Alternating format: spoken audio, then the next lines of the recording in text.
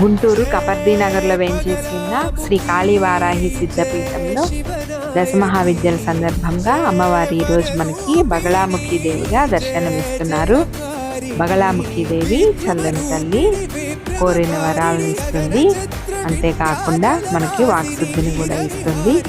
బగళాముఖి దేవి దర్శనం, హారతిని దర్శించండి.